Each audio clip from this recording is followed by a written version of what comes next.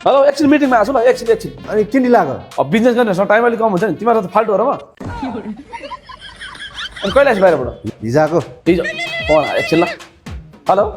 10 लाख हुन्छ ल भइहाल्छ भनेपछि तिमी हिजो विदेशबाट आएको म कहाँ विदेशबाट आउनु म त पाला जान लागेको नि यो आएको विदेशबाट ए फेरि फोन आयो हेलो 5 लाख हुन्छ भइहाल्छ भनेपछि त विदेशबाट पाला जान आएको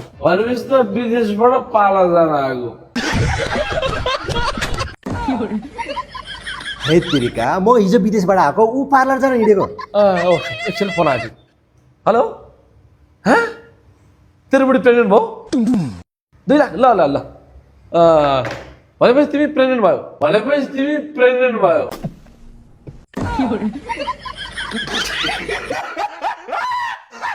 अहिले यही गिलास हानिदिन्छु अनि म कसरी प्रेग्नेन्ट हुन्छु बे त भएन मेरो भनेपछि त pregnant oh my god how is this possible as a man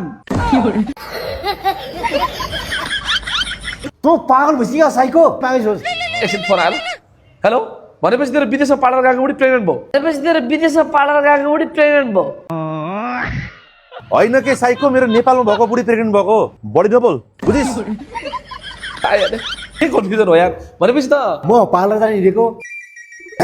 म किन पार्लर जाने यो पार्लर हिँडेको म हिजो विदेशबाट आएँ भनेपछि तिमीलाई किन चाहियो 2 लाख रुपियाँ पाला जान्न मलाई किन 2 लाख चाहियो के यो त साइको भइसकेछ भने पैसा धेरै कमाएर साइको भयो कि ल पैसा टन्ड कमाएर बिल दियो त बिल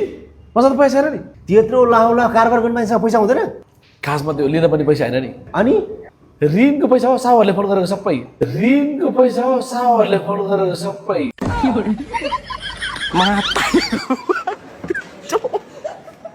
त्यही भएर पनि वायरिङ गरेर घरमा एमजिबी खुस्किएको भएर मेरो त अनि त्यत्रो रेन्ज किन ल्यायो त किन उठ्ने बुला एउटा क्याफे के कफी सप राख्नलाई कफी सप त चलाउनु होइन र चल्या भने ऋणै लाग्दैन थियो नि क्याफे रोकिया त भयो मैले लिएपछि चाहिँ भनेपछि डुब्यो प्रशान्त महासागरमी शान्तिनो खोलामा डुब्यो तार्न हुन्थ्यो ओहो अनि क्याफे चाहिँ कसरी डुब्यो नि किन हुनु मेरो क्याफेको लोकेसन अलिकति भित्र पऱ्यो मान्छेलाई थाहै नभएर रहेछ नि यार तेरिका आफ्नो व्यापार व्यवसाय त मल्टिपल सोसियल मिडिया प्लेटफर्ममा लिस्टिङ गर्नुपर्छ नि अनि पो मान्छेलाई थाहा हुन्छ त